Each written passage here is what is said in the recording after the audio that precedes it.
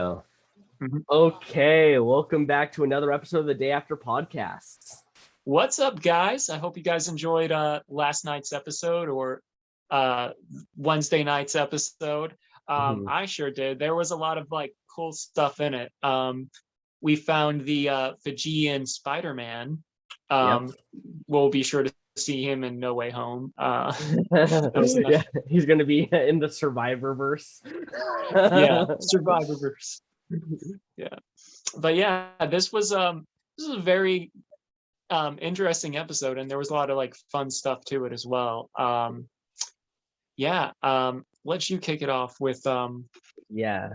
I mean, I'll just say, last week I came in very negative about the episode and maybe the future of the season. Like, I was very afraid of it. Still the future is still going to be up in the air. It can get vary from week to week on if, I think it's good or anything. But this episode, I actually messaged Ryan halfway through the episode because I was just like, yes, this is what I wanted from Survivor. They gave us Survivor. Last week was like a show that saw a new season of Survivor and was like, let's go further with it. This was a episode that saw Survivor. yeah, and I think part of it was well, first we got our first reward challenge here, which was like, when they were doing it pretty early too. It was like what, 5 minutes in, and they started with a reward challenge. I was like, are we doing immunity now? But it kind of is like, it's reward challenges can be fun to see. And so and then with UA winning and stuff, we got to see, Nathan just like, do some Survivor stuff. And because there wasn't as many like, twists and stuff being introduced, in fact, no like new twists have been added.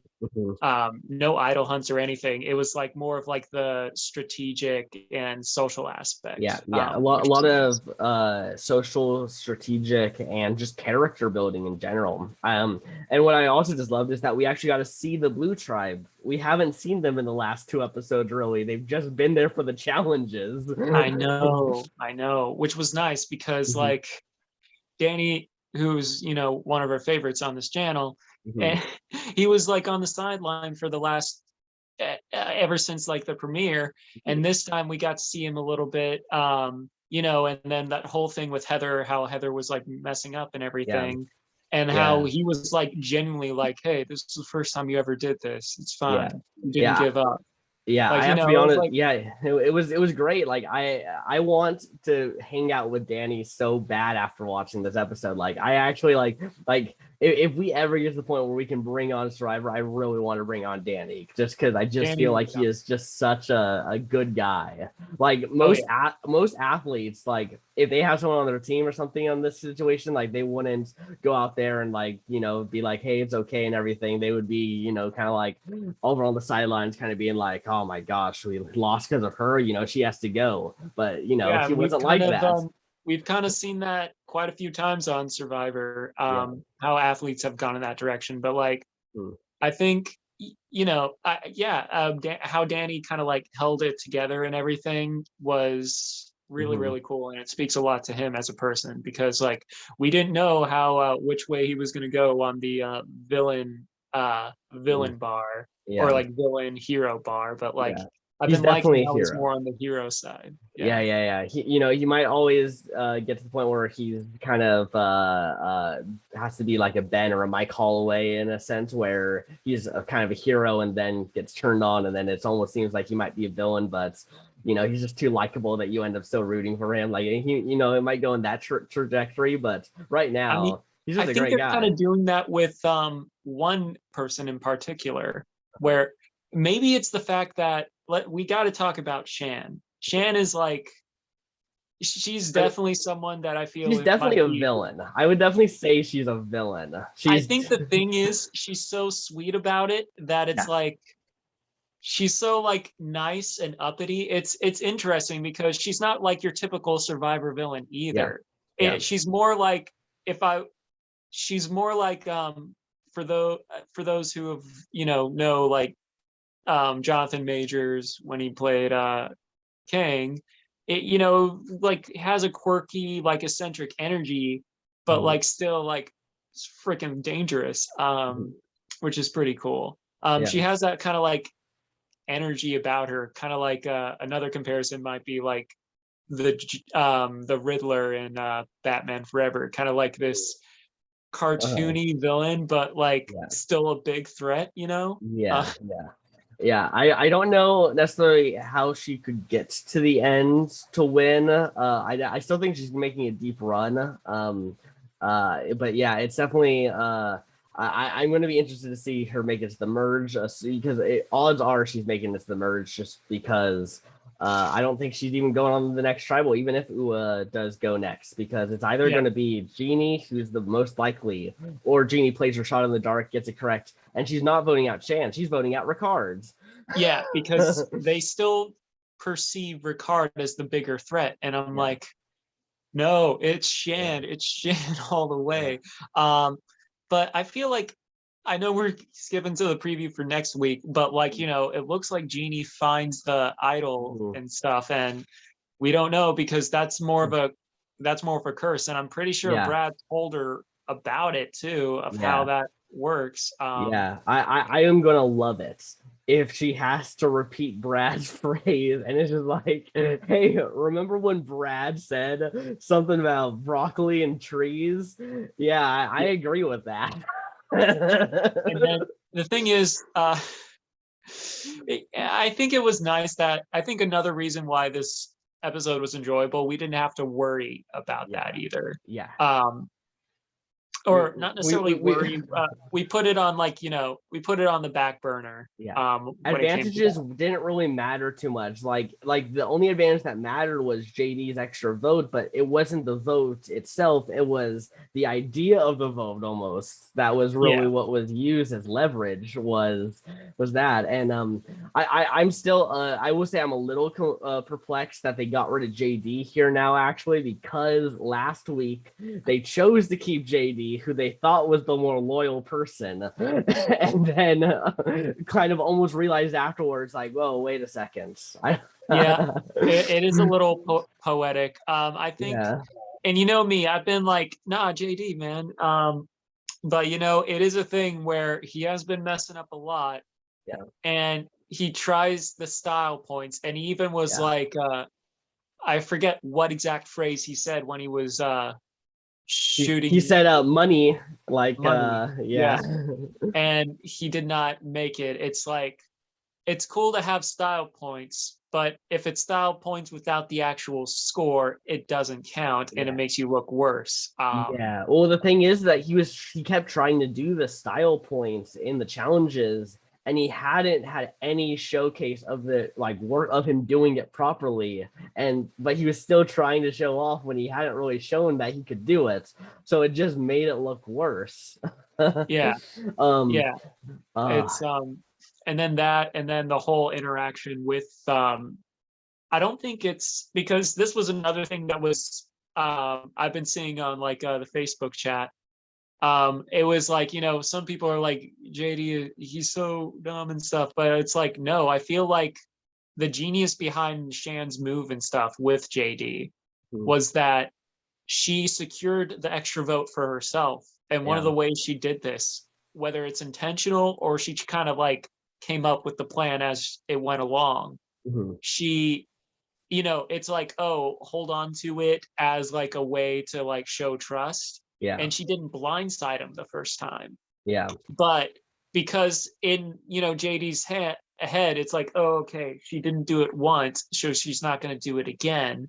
And we have the numbers and stuff, making it seem a bit more safe. It was like it was like straight up, she was conning him out of the, extra vote, and also getting rid of, Brad episode earlier.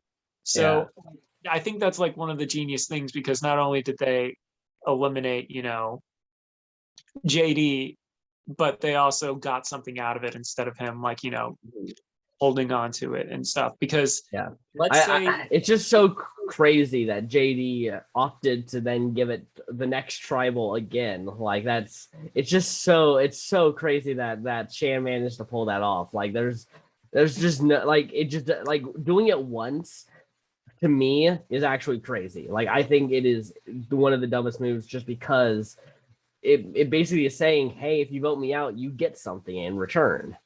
I So think it's a thing of like being young and being hopeful, and Yeah. also being a little panicked because, with only 4 people left, like nowhere to hide. Yeah. Especially because I feel like in this episode kind of showed it a little bit, like more Mhm. so with Heather, but I feel like there was like underlying stuff with JD as well.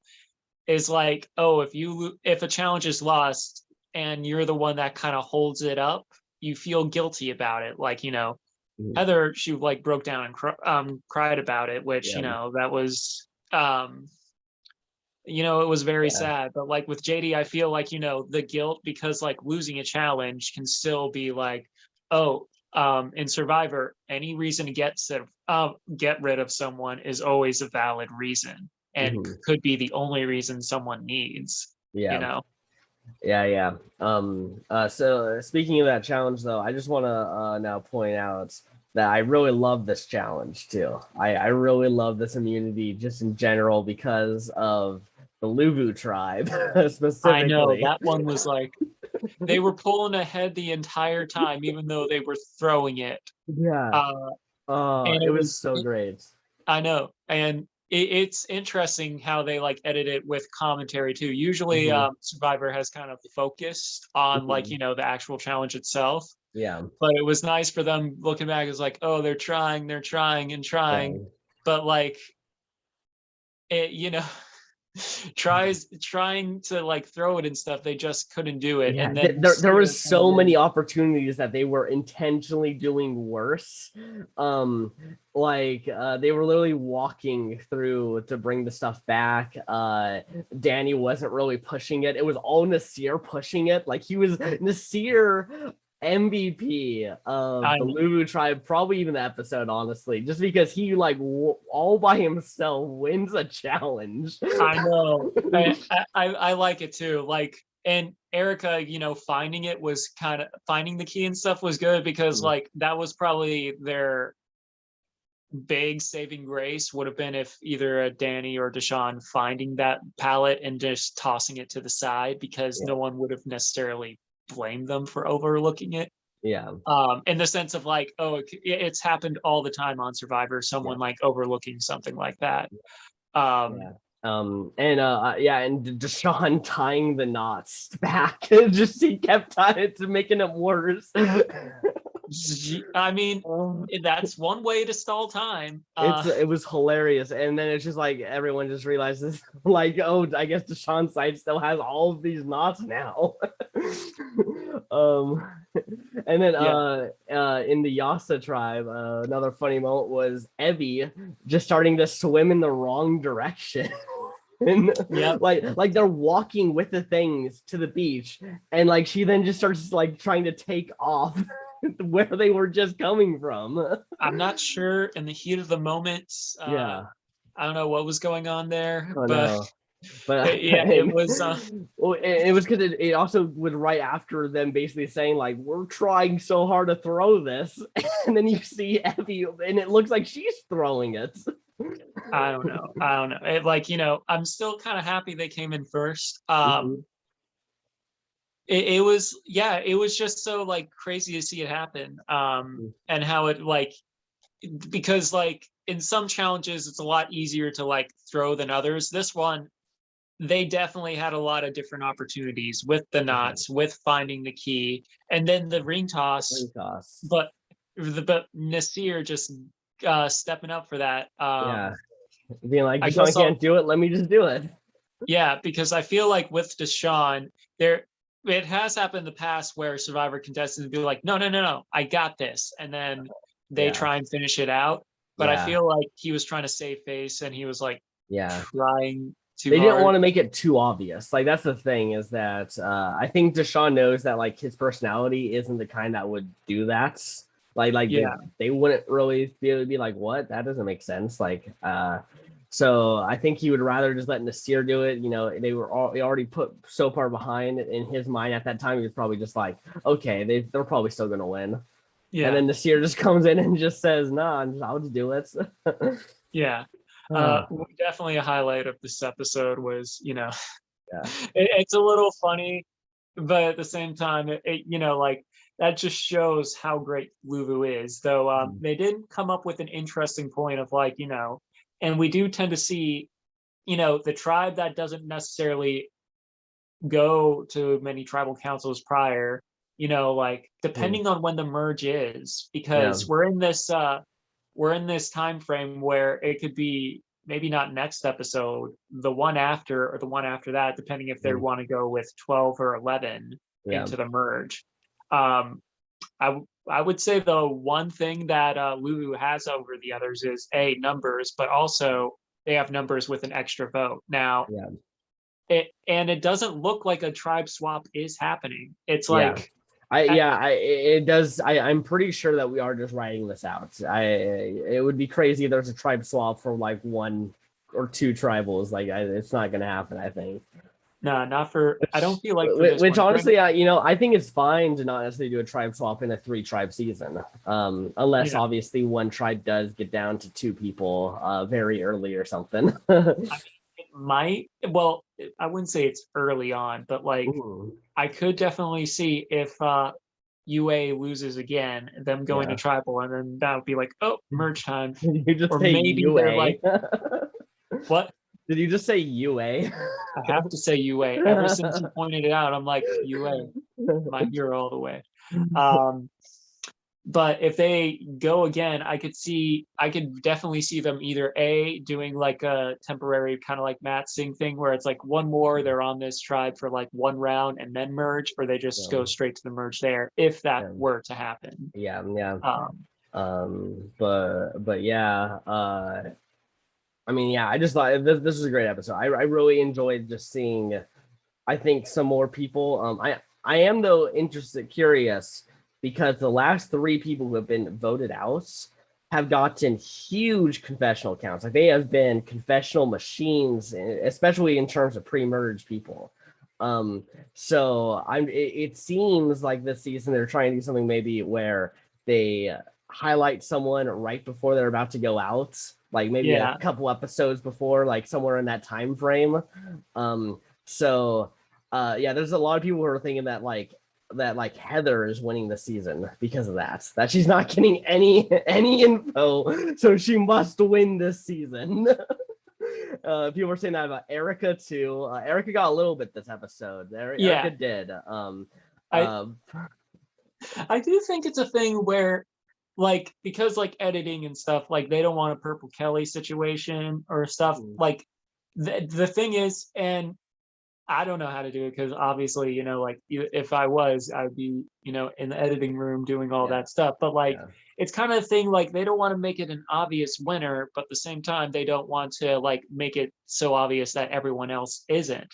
And yeah, like, I think the thing of like, because we even said the last few episodes where it was like, oh, Blue's not getting a lot of screen time. I think that's probably because they're not really going to tribal council so often. And then lo and behold, this one, I think it was kind of like subverting expectations a little bit by doing it like, oh, we're thinking of throwing a challenge. We're showing some of the drama on this one, and yeah, then subverting it with yeah. them actually winning. Yeah, there's clearly cracks in this Lulu tribe. I actually don't think if they make it to the merge that they're gonna vote together. I actually think Probably that not. I think they're gonna turn on each other. Yeah, because there's just all this angst. Yeah. Because I mean, there's stuff with Nasir, there's not stuff with like Sydney, there's stuff with I would say Erica now because Yeah, now she Erica's kind of got put the us. target over them. Um, I mean, there are. Well, I I mean, think I think Deshaun can occasionally maybe if they throw again and he makes it now even super obvious, then it might even go back to him that he's actually just ruining the tribe. Like there's ways that this tribe kind of just Yeah. implode. Well, I mean, I think it's also like placement wise too, because we're Yeah. coming at the point where the merge is coming. If Mhm. not, if not episode 6, episode 7. Uh-huh. Like it's on the horizon, which means there's a couple more eliminations before you get there, where it could be the thing of like, oh, it's tribal council. Do we want to get rid of a bigger threat, or do we want to, keep this tribe strong for another round so we can Uh-huh. stick together?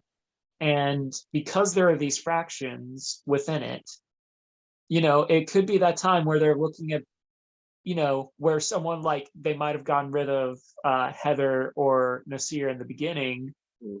Now they're like, oh, these people aren't going to be a huge threat. Well, I mean, maybe Nasir because of the whole Yeah, him being you don't let Nasir get to the end. Nasir is no, one of those people that I think if he gets to the end, he wins. Like it's gonna be like almost he's impossible too for anyone precious. else. Yeah. You could play like an amazing epic social strategic physical game. Nasir's gonna win. Like He's too precious. yeah, But yeah, I do think what's going to happen is he might make it to the. I think at this point he can make it to the merge, because like right now it's yeah, like, oh, if we're going to the merge, we have to get rid of some of the yeah. copies. So Danny or Deshaun could be a little bit in danger. I think Nasir still has that humility about him. Like he has proven this episode, he is a comp beast. Uh-huh. It's just like he's not as obvious one as some other people would be. Yeah. True. I look at his physical game kind of like Ty's even too. I was I thinking think that. I think he doesn't necessarily look like he should be like out there winning challenges, but I think he's gonna if he makes it far enough, win at least one or two of these immunities. I can totally see that. Yeah. Yeah, it'd be interesting if they did that one where they're on the giant pole and everything, and if he can win that one, just like Ty beat Yeah. Ozzy, like that would be hilarious. Nathan comes in, does it upside down. Yeah. By the way, when he did that, I was as someone that likes to climb things every now and then. For me, I'm like, when I grow up, I want to be Nathan, just like climbing it upside down. I'm like, that is like the physical prowess I like gush over. Yeah. That I would not be able to do that. I would immediately fall and break my neck. I would be like climbing up the tree, upright. I don't think I would have too much of an issue. Climbing down, that takes courage. And then that was amazing. But that was always my problem with like climbing ladders and stuff, and like the roof and everything, is I could get up there fine, but coming down was always scary for me, because I was like, you have to make sure your momentum doesn't keep going. No, I've hung up Christmas lights and stuff. So me and ladders have like an interesting relationship. Like for me, it's always like getting up, but like going down and twisting your body, I totally understand. Like you don't want to twist the wrong way and then move it. Or miss your footing or something and go falling down. Like there's ways to that going down is hard. I think going up is a lot easier. Oh yeah. But yeah, it's I think going into the merge, because as we said, like two episodes from now, or maybe 3, we're getting to that point where everyone's kind of like gearing up into a certain position going into it. And I feel like Survivor stock, like I feel like I want Shan to make a deep run, but I feel like she's blossoming way too soon. Yeah, that's how I feel. I could see her maybe getting like maybe final 6, but I don't know how much further than that. It's like that's kind of where I'm seeing like where she's going to finally, like, people are gonna notice. Like I think she's good enough that it will take until then for people to notice, but I do think people will notice. Well, I mean, I think the thing is, she's not like a sleeper threat at all. She's like, she has that energy. I mean, everyone trusts her. I think that's one of the interesting things too. It's like everyone trusts her with information and everything. And then she's like, oh it's gonna be hard, but Does her little hum. Yeah. But by the way, I also feel like Shan is the first female character in a very, very long time to not to be a very good player and not just be considered a sleeper threat. I think most like I really can't think of another Strider player that has been able to have a good strategic, social, physical game, and just frankly just know how to play the game. And it's not like, oh, I'm having to play because of this story or anything. Like she's just out there to play and is great, giving great confessionals. Like she's a great character. She's a great player. Yeah. Like you know, we haven't had like an Amanda Kimmel or a Sri Fields in the recent era that has that kind of like big personality and be a big player. We just haven't had that in a while. And Yeah. Shan is like the is now, you know, one of the first ones to finally come back and be like, yeah, I'm a big player. Like I think she's gonna play probably at least 3 times. Like even if she goes out soon, I still think she's coming back. I definitely think, yeah, if they do like another all-star season, she's in it. I definitely see her. She's definitely molding herself into like the Survivor zeitgeist. And yeah, it's just she has this just energy that's like foreign to Survivor, where we've seen villains that are a bit like more direct, cutthroat, and we've seen like crazy villains that are just like wild cards. Yeah. But she found this like interesting little you know Venn diagram where it's just like she has a mixtures of all these things, and it's like a unique blend that makes Shan. Yeah, exactly. Like I could really see if they're trying to make this new era Survivor, molding her as one of the big female stars of this new generation. Definitely. I mean, like if I'm looking at everyone that's playing right now, Shan is like the biggest standout to me. Like out of everyone, she's the biggest standout. There are a lot of, I feel there are a lot of great players, and you know, as we go on, we're obviously going to see more of their playing styles and everything. But right now, Shan is like, yeah, I think it's pretty obvious that we stand Shan.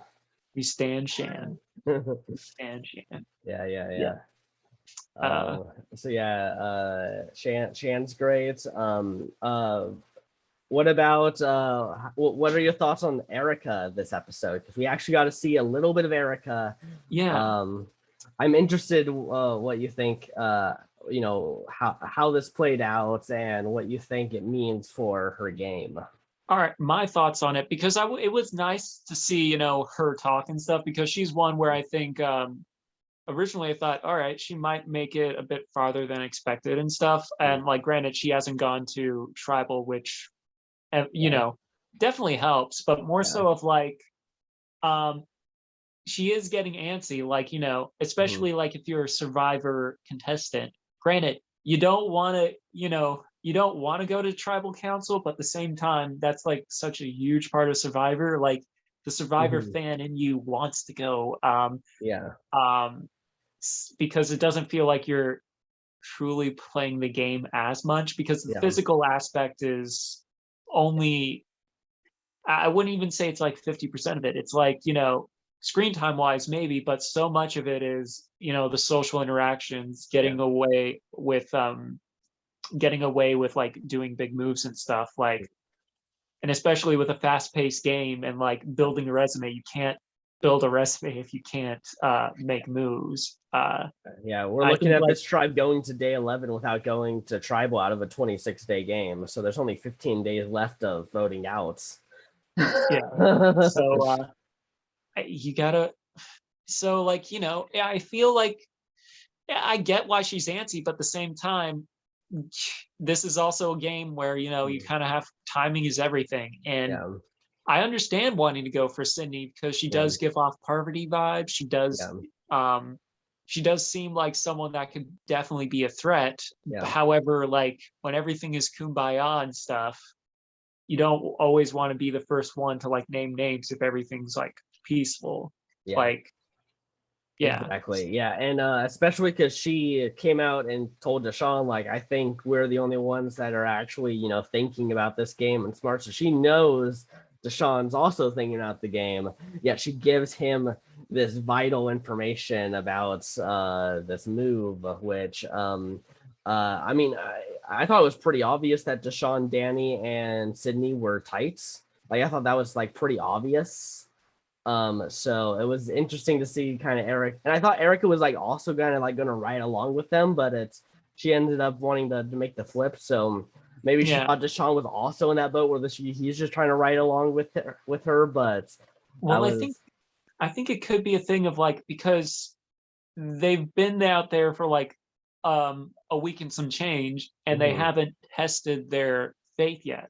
mhm, Like the tribal council is what, defines the lines, and if you haven't, you might be a bit more comfortable yeah, with people and telling them like, oh, I trust them because we haven't tested that trust, and I think it's like a weird psychology thing. I wouldn't even say it's weird, mhm, it's just like a thing of like their trust hasn't been put to the test, and because yeah, in this game they've in their heads like, oh, I've made it uh I've made it to like this far in the game mhm, for tribal councils in. I'm already at this point in the game where we're mid pre-merge near mhm, the end. I'm like, okay, so I've been with these people from like kind of day one and I trust them. mhm. Um so I think maybe like that's like their headspace where it's like, oh, I trust them, even though we haven't put that trust to the test. Yeah, yeah. It makes me think that honestly, if they did go to tribal pretty early on, though, I think Erica would have been in very big trouble because I could see her maybe trying to do something like this early on and like just saying out a name, just be like, what about this person? And it getting back to that person and her going out. It's like I can see, but because this tribe is so dominant, because it's got so much challenge strength, I think it saved people like Erica, like Heather. I'd even say Nasir because he was on the out, like he was in a tough spot for a while. So I definitely think they were lucky to have been put on a tribe with like Danny and Deshaun and yeah, just kind of all be together. Like imagine if Heather and Tiffany switch spots. I think Heather goes home on Yase. Like I think well because Probably. We yeah. haven't really, I mean, we did see more of Heather this time around, but it kind of like what she went through today did mirror what Tiffany went through. Tiffany, Yeah. from what we've seen, has had a lot more fight in her. Yeah. Um, though we haven't seen Heather kind of in that position to fight yet. But I Yeah. can see how, since they fit that like, archetype, how if it Mhm. was reversed, I kind of agree with you. Maybe it could have been Tiffany going home and Boche could have been still around. Yeah. There's definitely like interesting things where if you make, like taking the same kind of character types and switching them around and seeing what would happen. Yeah, because also I actually think Tiffany is surprisingly better at challenges than Heather. Like I know we have such a small sample size from Heather because she's always the one sitting out. Yeah. But Tiffany was able to do that on her first try, I believe. I don't think she had to do it another time, whereas Heather obviously had trouble with it. Not only that, she did score one of the hoops in the immunity Yeah, challenge and stuff. Like, she's exactly. definitely come around Yeah. a lot. Yeah, like there are things like Tiffany might take some time on certain things, but like I think she can do it. But whereas Heather has like this kind of like line where it's like she can either do it or she can't. And I think that might be something that would have been more troubling if she was on a losing tribe. But because she never really has to worry about immunities, they don't have to vote out the weakest person. That's just Yeah, not something I they have think to do. I think Tiffany is pretty much safe at this point. Yeah. I think she's going to be Oh, someone you that's mean Heather, right? oh yeah, Heather. I think Heather is pretty much safe at this point because like I said, when it comes to we're at 13 now, or no, are we? Yeah, we are at 13 now. Yeah. So like the merge is upon us. Mhm. Not I still don't think next episode, but like it could.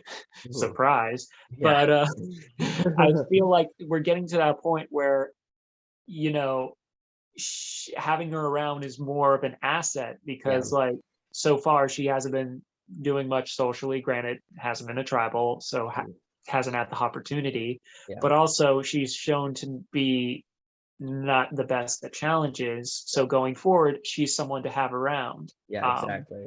It's one less person that you got to worry about in challenges. Like for especially for someone like a Danny or something, the less people who are actually able to keep up with you in challenges, the better. So, you know, I would still say in his, like, I think if you're a challenge beast, your pre-merge goal should be to get rid of every other challenge physical beasts, because if you're the only one that makes it to the merge, odds are you win more challenges. Like you might, you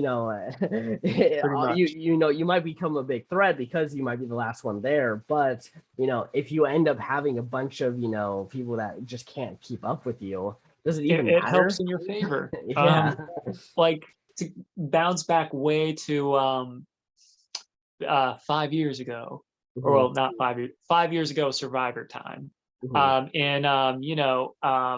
Second Chance, like, what if Terry never went home early and he made it to the merge with Joe? Terry is another famous, challenge beast. Yeah. Like, would Joe have made that record if like Terry was still there? Because like Terry, even being, more of a seasoned older guy, was able to kick all these young bucks butts way back in his season.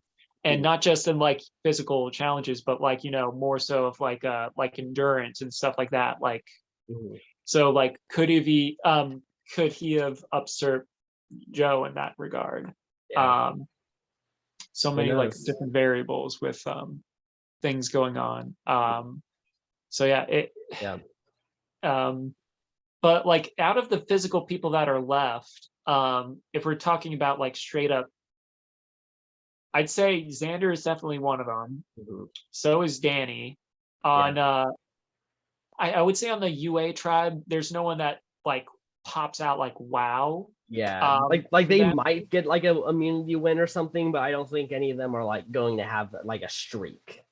Yeah, I feel like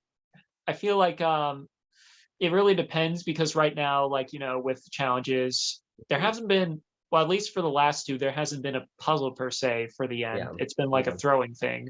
But like, definitely with like immunity challenges, when it comes to emerge and stuff, they're not all just like strength based. You have puzzles, you have endurance, you have all these different things that could play a factor. But right now in this game, it's definitely like teamwork, heavy lifting, and then all that. Yeah, and there's usually, a challenge or two that is actually more beneficial for like the more athletic females. Like there's usually something that's like holding your body weight or something up or whatever. And that's the Michael Jackson, like, kind of like lean forward challenge. Like, yeah, they have stuff like that too, which that might be hard for Danny. Usually the athletes have a little more trouble on those ones. The bigger individuals. Yeah, exactly. Like so something like that. Like I think Liana will probably win that one if she's around for that. Because Liana's a pretty good physical beast. Like when she was doing that immunity today, and she just like whipped through it and then had like enough time to like wait there for a few seconds and wait for it to come out, whereas everyone else like was barely getting there in time. I don't know. I feel it is I think she hasn't been getting, like, when they have been going to tribals, she has been getting like a little bit of screen time, but we haven't really seen too much on her. I guess that's why she's still a little under the radar for me. Yeah, she's another one I've seen people think that she's winning because she's not getting a lot of screen time. I don't know why, but there's like this fan consensus right now that if you're not getting screen time, that's beneficial for you to win the game. I think that's a little counterintuitive. I feel like it's a thing where, yes, people are getting more screen time before they go, but I feel like that's a thing where to kind of like build up that emotional weight before they go. But I mean, clearly we have like individuals that are still around that'll make it further in the game, like just by the sheer numbers of like people that are still here, like 5-6 people Yeah. not including on anyone on like the Luvu tribe, because like they're still like occasionally getting stuff, but like Um, there've been a decent chunk of confessionals from everyone that's left in UA, and everyone yeah. except for maybe Liana Yeah. in I mean, that one. I would Like, say Jeannie hasn't got so much, but she got stuff this she episode. got Like, she got a bit more this one. Yeah. yeah. She was kind of it was interesting because she was almost getting this purple edit in the sense of those for the first 3 episodes where she was almost like just sometimes she would just kind of be there and then that was it.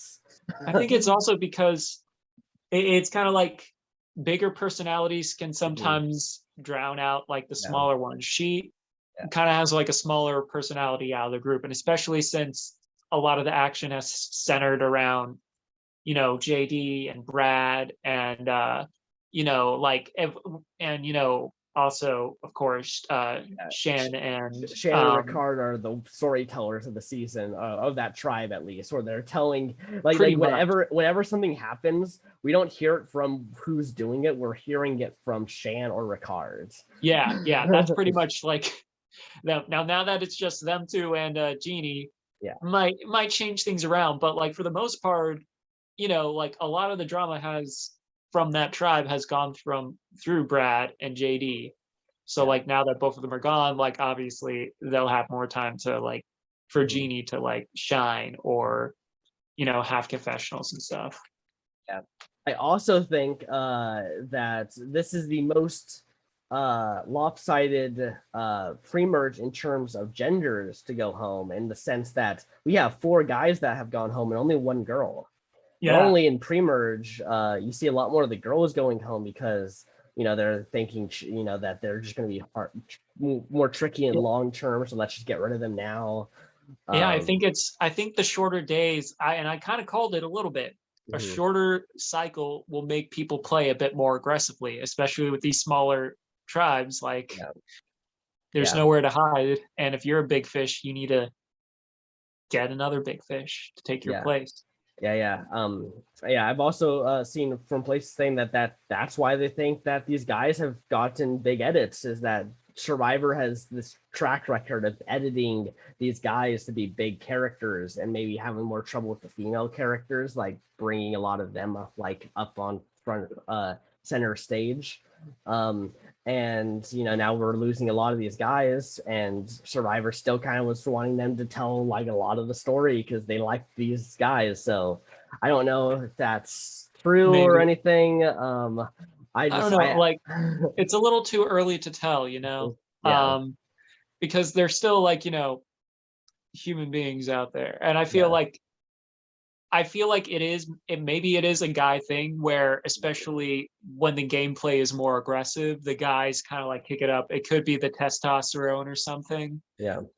That's why we're seeing a lot of the, big wig or the big people going home right now being, guys that are like, bigger personalities. So that could just be the nature of the game right now. Could be something where, I don't know, it's a little, I feel like once we get the full picture of the season, it might be a bit more easy to dissect. Yeah, agreed. I am curious, like I really like if we are going off the assumption that they're building someone up just to take them out in the 1 or 2 episodes in the future, like I guess that would mean like Erica goes home next, because they did the same thing they did with Brad, in the sense of the episode before he went home, they had Brad do something, and then they showed Brad doing like listening in on JD and Ricard and doing that whole moment, and then shifting it over after he told Shan to Shan's point of view, and then telling them, losing the trust of that one person for the next episode for him to go home. Whereas in this episode was very similar, where we got to see from Erica's perspective that she's considering herself more smart and wanting to betray Sydney, telling it to Deshawn. Then we go to Deshawn's perspective of him being like, hey, going and telling his allies and being like, hey, she's not trustworthy. We should get rid of her. It could be, and it's part of the editing. It's like, you want to give reasons to why people are gone other than, oh, they're weak. Oh, they're too strong. Like you want you want to show like the narrative, the story of that. Yeah. I mean, I feel like this is a good time to bring up like the next time on Survivor, other than like, Mm. Jeannie finding, potentially finding the idol and stuff. Whether or not she's actually going to take it could be a different story, because I Yeah. feel like it doesn't make sense for an idol that might not be able to be activated to pick Yeah. that up. You're just like, And then you're pretty much just dead. She might be like, "Oh, I have to say something about broccoli. I'm not doing that." I wouldn't even say it's that. It was just like, because I'm pretty sure Brad informed her of the situation. Mhm.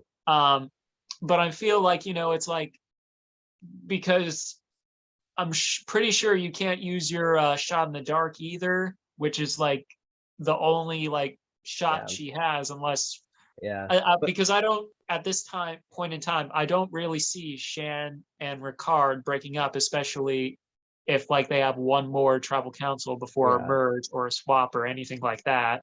Yeah. Um, Yeah. I What don't I would see do us. if I was in her spot, I would put it back, wait till after the immunity challenge, the next immunity challenge. If you win, you grab it, because it apparently, and I don't know if I said this last week, but if you make it to the merge and the phrase has not been said, but like at the immunity, all the idols will become active. They just ignore that they have to do that pretty much.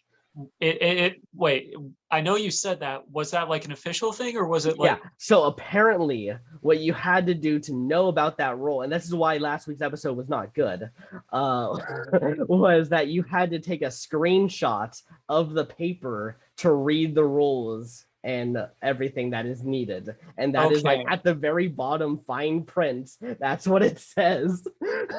I mean, this is how you find out Easter eggs and stuff. You just Yeah. we live in a day and But age. it's like that should be like a huge thing, right? Someone should have said that by now.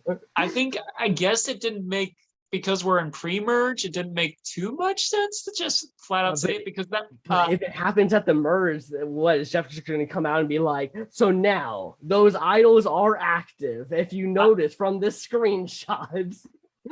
I don't know. Like, obviously they don't.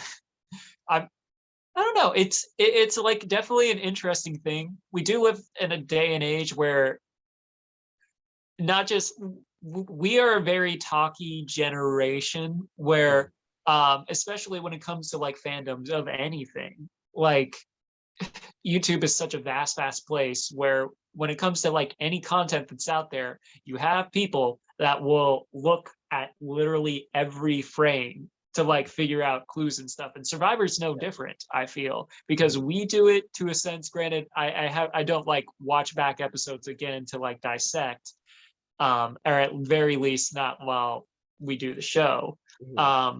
But we have like people that are like looking for like little Easter eggs or clue. Like some things might occur to me while I'm watching it, or like thinking about it in hindsight. But like we live in a day and age where I guess they suspect. Well, I mean, we're looking in the challenges and stuff to see, the game within the game. So I guess like they want us to be like, screenshot this. Exactly. Yeah. But yeah, I mean, another thing that people have found out by editing and stuff that we've seen on Survivor, apparently Danny McRae's buff has a different logo on it. Like a different kind of, like, it looks a little different. It looks more like what's assumed to be the merge buff, basically, in one of the editing shots. So people are thinking that they edited a snippet from Danny in the merge, put it in here because they wanted to make it more coherent or something like that. Maybe. There is one thing. This actually, I guess this could be two things to talk about. The first thing, because sometimes we do think, oh wait, is this from a future thing? Because Survivor has done that before. There was one specifically with Cowboy that I remember, where his buff color was different. I believe that the merge buffs are red this time, because on the CBS store, I could have sworn I saw like an ad for the CBS store where the buff was red. People were saying that they covered the actual full color of it, like they edited it to look more like it was blue, but they couldn't get rid of, like, there's like some line, like stripes or something on this buff that aren't on the normal buff.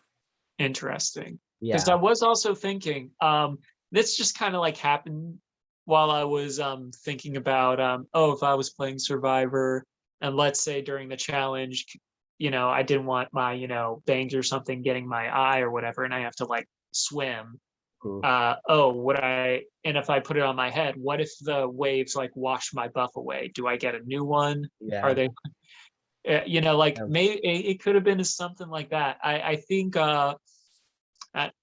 it's definitely something on rewatch. I'll keep an eye out. It was this episode, right? Yeah, it was this episode, and it was literally for like one confessional. I think it was during the challenge. I believe that's when there's like a few different moments of Danny that we actually kind of see in terms of like the when we look at him, he's in like some different spots or whatever, I believe. So like one of them has it. I forgot exactly which one, but that's but yet again, that's all speculation. I have no idea if any of this is true. This is just All the yeah. sweaty like Survivor nerds. Ugh. Yeah, I've already seen some people saying that these are the boot lists, and they have not been correct at all. Like no one has a correct boot list out there. So I mean, there might be one. Just the few I've seen have not been true at all. Like they've been all over the place. yeah. I mean, I guess like you can like guess, and I want to find the statistics of what it would be like to actually guess it person per person verbatim. Yeah. The like statistics, I wouldn't imagine they'd be very strong odds of getting No. it like 100% right, but who knows? It's very very tough because there's just too many facets that go into it that is impossible to predict. Exactly. But yeah, I mean, yeah. I need to. Where did I have JD on my list? I have like so many notes in here. Like I told Joe, I'm trying to learn a Swedish dialect accent. But where did I have him? This is the wrong page. This is for Brant Steele.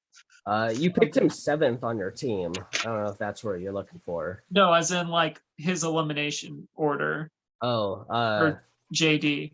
Well, actually, I had JD. I thought he was going to be number 10 or making it to 10th place. Got it. So he fell a little short there, but yeah. I mean, if you actually look at it though, in terms of where you drafted him, it makes sense. It's like the exact spot where he came in. So yeah, number 7. Yeah, above Heather and Tiffany. Who are Xander's still doing strong. Like it's it's like we said, it's tough to predict. Yeah, it's like the middle of the pack that we chose are the ones that are actually going at early. Like, and I think it's because there's a little bit more. We were doing high risk, high reward. Like we were like, they might do very good or they might not. Yeah. Clearly, we had strong opinions on Danny, Shan, Ricard, and Evie. Going through, going back and stuff. Like, yeah, Jeannie was definitely a big one. Yeah, I think Jeannie got a lot of love from you because of the Brant Steele. I think because of the, and I will admit, I think I give a lot of love to Danny because of the Brant Steele too. So I'm not like, no, I give a lot of love to Danny as well. Yeah.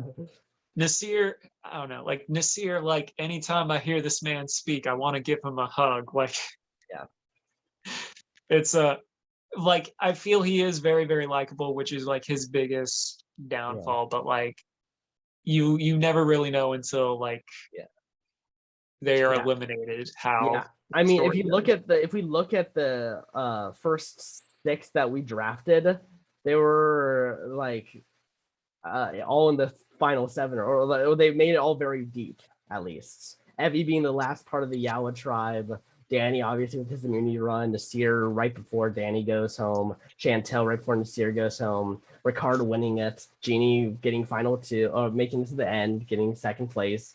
Like we really were like we wanted this fruition of what our Brant Steele was to like come. Maybe it's one of those art imitating life or the other way around things, even though our Brant Steele was technically after it was recorded. So it's like there are a little parallels. Who knows? Maybe more parallels might come up as the season progresses. Like we could have at least one team that makes it to the merge without going to tribal council, which was a very noticeable prediction on our brand Steel. Yeah, and then watch Danny win 7 immunities in a row.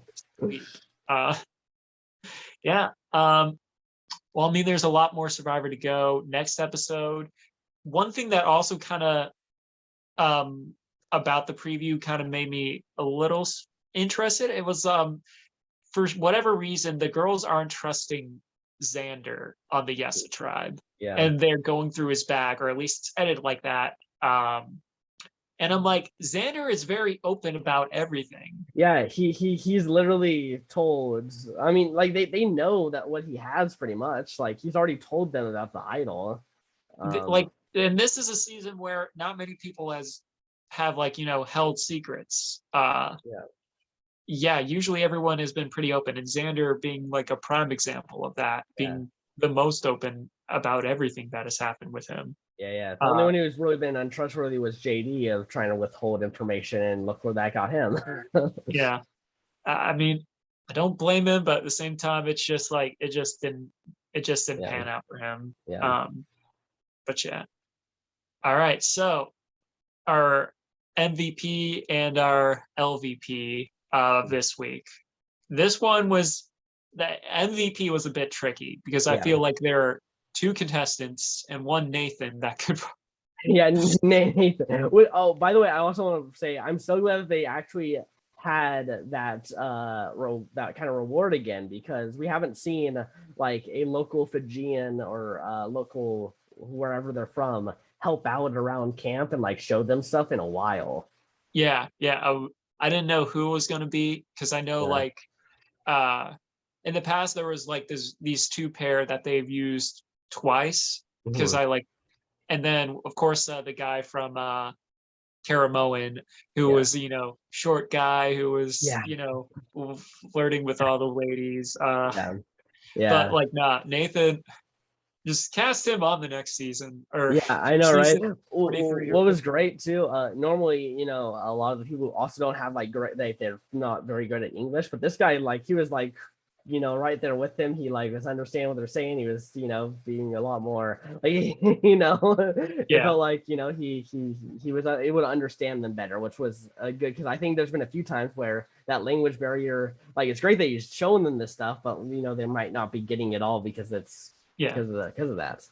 Also, the fact he karate chopped a coconut open is like, this dude is bad. Like, I'm half tempted to give him the MVP. Just I know, right?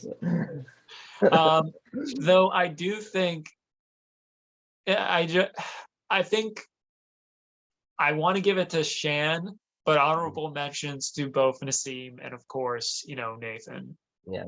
Shan is just playing such a great game right now, where she was able to pull off like a Suri level move of like getting an advantage, like, you know, mimicking Eric's move in Micronesia, where it was like convincing someone to leave them an advantage for like the sake of trust, even though JD could have potentially just used that advantage for this vote to get rid of Ricard and be like, oh, no chance, but like he just wanted.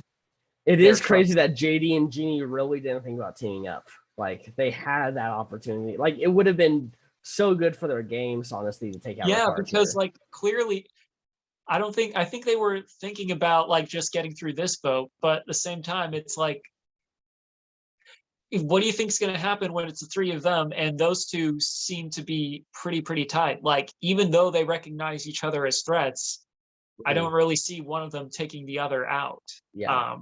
Yeah, exactly. And now that it's Jeannie, Ricard, and Shan, I mean, Ricard and Shan are turning on each other, so Jeannie has and to. And plus, Shan has the advantage now, the extra vote with no strings attached. Like, she's even more. Yeah, if she's afraid of Jeannie playing an idol or shot in the dark, you use your extra vote, cast 2 votes, 1 on each of them, and you're like, you know, safe there. You know, it won't be you. Pretty much. So yeah, I just have to give it to Shan. She's just like in the best position right now.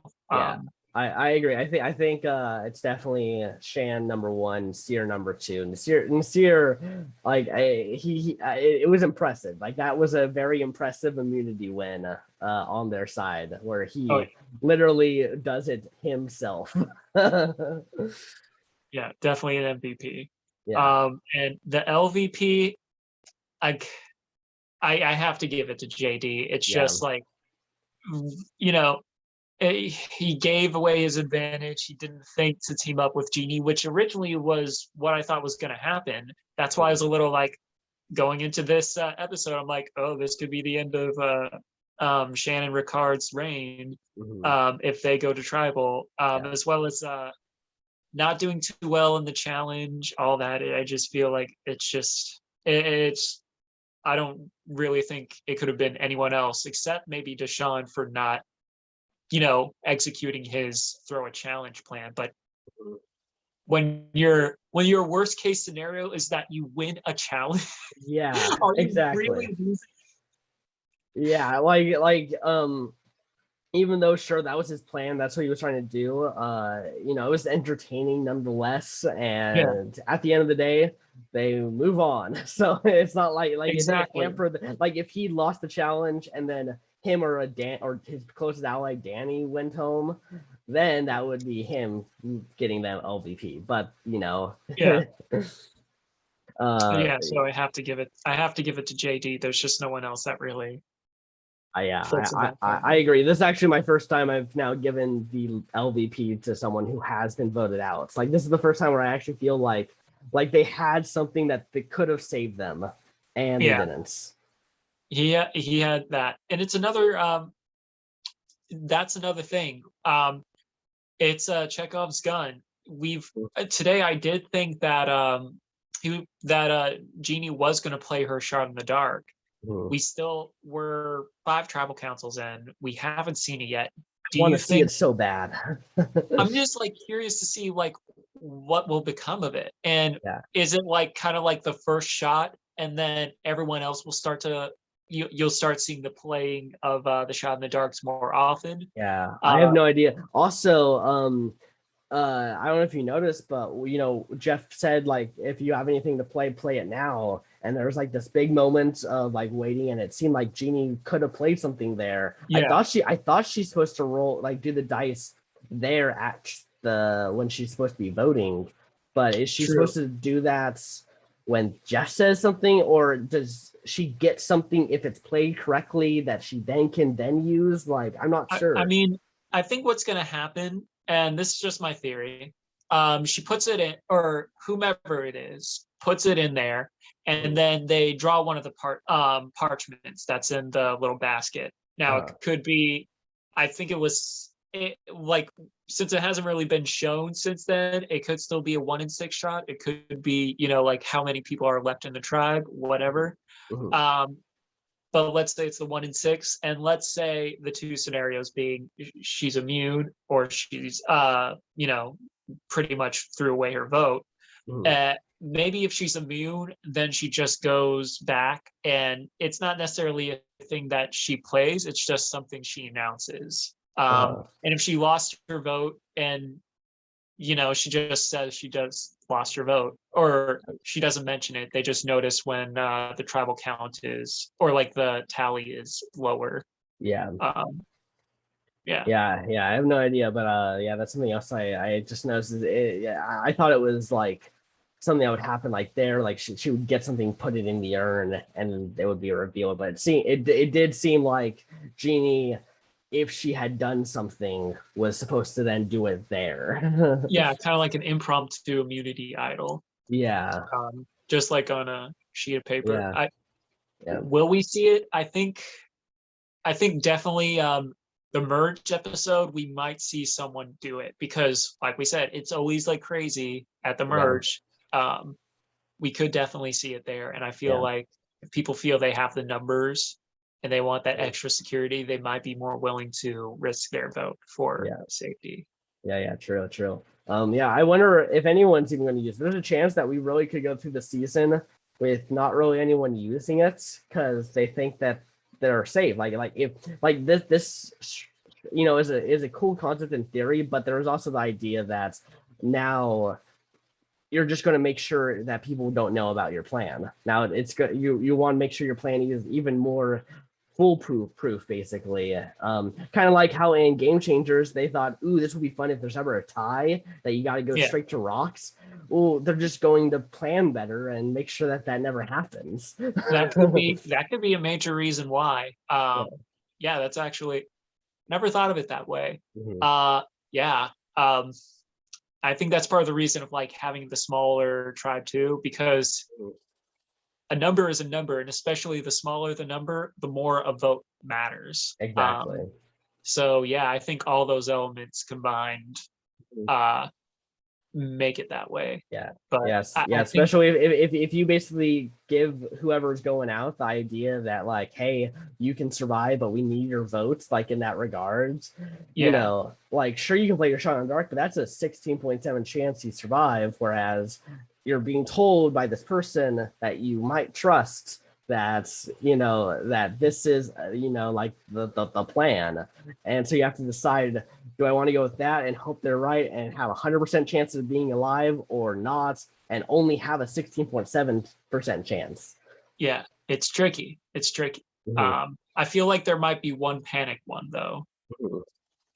Don't know who it is yet. I mean, there are 6 people that haven't gone to tribal yet. They might get a little antsy. It's also going to be hard because I think once you get near to the end, it becomes so much more for us to use it actually, because, and I think it's just because the odds are so low.